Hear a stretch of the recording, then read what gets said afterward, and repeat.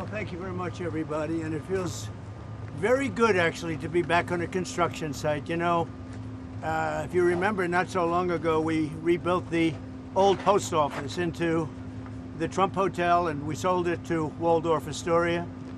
And it was a great success, and we had great luck with the building. We did a good job. We built it quickly and relatively inexpensively for about $200 million. And that was a big hotel, big project. But we looked around, and Tim Scott's here someplace. Tim, come on up. You saw what we saw, and the big thing is to get it done. They have to get it done. They have to get it finished. And very importantly, we have to get interest rates lowered in our country. Our country is the hottest in the world right now, but the one section, people are pretty much unable to buy housing because the interest rates are too high. We have no inflation. We have a lot of cash coming in. The tariffs have been unbelievable. Now, people that didn't even believe in tariffs are saying, what a great move that was. We have hundreds of billions of dollars coming in. Japan, just on one deal, is paying us $550 billion. And they opened up their economy. It's incredible, the deal. And they're happy, we're happy, everybody's happy. But we should have the lowest interest rate of any country, and we don't. We should have. Every point is worth $365 billion. So we want to get the rates down, but we also want to get the Fed building finished. So I met with the contractors, we toured it with the chairman, and we had a very good tour, and we'll talk to you about it sometime, but Tim and I, we sort of understand what happened. Too expensive. Bottom line is this, that Americans deserve to become first-time home buyers. President Trump has created the best economy in the world. The one thing that would make it better is lower interest rates. Full employment is even more possible. Wages rise faster as interest rates come down when your employment is at 4.1% because of your leadership. We have revenues coming in at record-breaking, maybe last month even more revenue coming in than bills going out, which is remarkable. They found $26 billion. They said, where did that come from? Nobody, I think that's been many decades since that happened. I can't remember that. They found $26 billion last month, and they said, where did that come from? I said, why don't you try the tariff? Said it was true. We're taking in hundreds of billions of dollars, and our country is doing great, and we have no inflation, and the numbers, the job, everything is good. The one thing we have to do is get housing prices down and the interest rates down so people can buy the house, because they're all making money, but they can't get the interest rate down. We have to. Amen. All right. And he's been my friend for a long time. You've been on a number of construction sites. Did you see mismanagement going on or funds that aren't? Well, I see a very luxurious situation taking place. Let's put it that way. And I was given a very nice tour by the head of construction. And, you know, look, if you look over here, they're trying to open up the basement. When you open up a basement, first of all, it's the worst space. Always a basement is the worst space in a building. And it's also the most expensive space to build. And especially here because you have a water line. You know, they're going down into the water, so they have to build what's called a reverse bathtub. The water has to be kept out. It's very expensive construction. So it would have been good if they didn't build it. Would have been good if they didn't do certain other things. If you look at the kind of protection in the hall, have you been able to get in the hall? You saw the protection of plywood. I mean, that was a lot of money just to protect it for a period of time. I would have done it very gingerly and easily and not have to spend, you know, millions of dollars on protection. And there are things that could have been different. Look, there's always Monday morning quarterbacks. I don't want to be that. I want to help them get it finished. It's been going on for years, and I want to help them get it finished. And what we really want to do, and I think I can speak for Tim, and I think I can speak for the entire Senate, we can speak for everybody, frankly, is we want to see interest rates come down.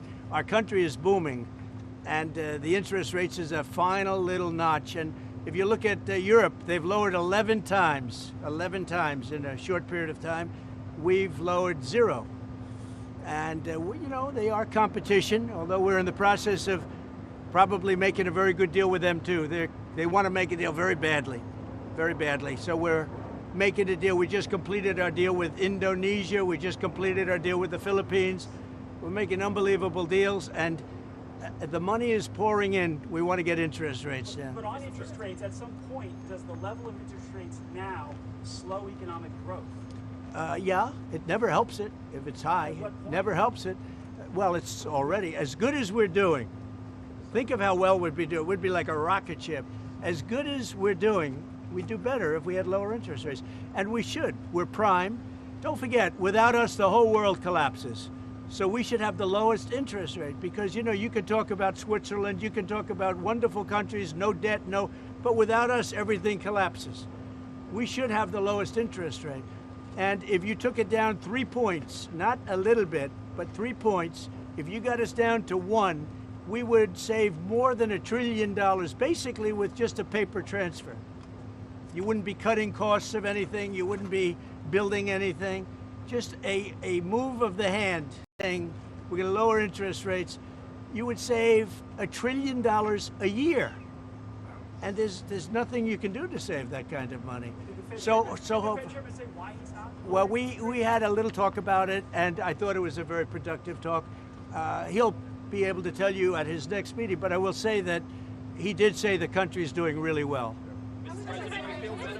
And the country is really doing well. Yep. Yeah, please, go ahead. How would you describe your talk with him? Would you say that the energy was tense? You know, did you come No, I didn't think it was tense. No, I thought we had a good meeting. I really, no, there was no tension. There was no tension. I think he had more tension with my great senator to the right. He's a pretty tough cookie. He was, you might say, I mean, listen, bottom line is we had an honest, candid conversation about some of the overruns at this building. We had it in my banking committee, and he said we were wrong, and turns out we were right. Thank God President Trump and his team took enough time to dig into some of the details, and the details are clear.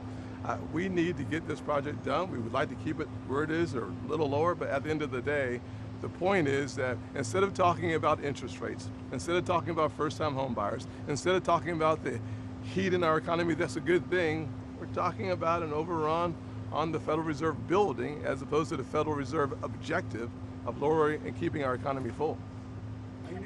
you know, as an example, they built parking spots under a building next door. Really expensive. That's very expensive. When you're starting to build parking lots, underground parking lots, that's a very expensive thing. A lot of people I know, they park their car and they walk a block or 2 blocks or something. My staff does. But it is a very expensive thing. But that is what it is, and that's okay. Is this project a fireable offense? What? Is this project a fireable offense for Jerome Powell? Look, I would love to see it completed. I don't want to put that in this category. It's a very complex thing that could have been made simple. I built a great hotel, and the great hotel that everybody in this group knows very well, it's called the Old Post Office, and it's a much bigger project than this, and I spent $200 million building it. And it was taken down to the steel, for the most part, taken down, you know, you've seen it go up. And I built it quickly, and I built it for $200 million. That was a much bigger job than this. It spent $200 million, and it's got marble bathrooms, the top fixtures, the best of everything, all brand new. So, you know, this is a very expensive job. I don't know, it got out of control. And that happens, it's a shame. Are you negotiating on auto tariffs? Your auto tariffs, No, I'm not negotiating on auto does tariffs. EU looking at 15% like Japan? Well, it For auto depends. companies? What Japan did is they brought down their tariffs. They gave us $550 billion because they didn't want to pay 20. They were 28%, and they gave us $550 billion up front. 100%, 500. We get 90, they get 10. 90%, they get 10.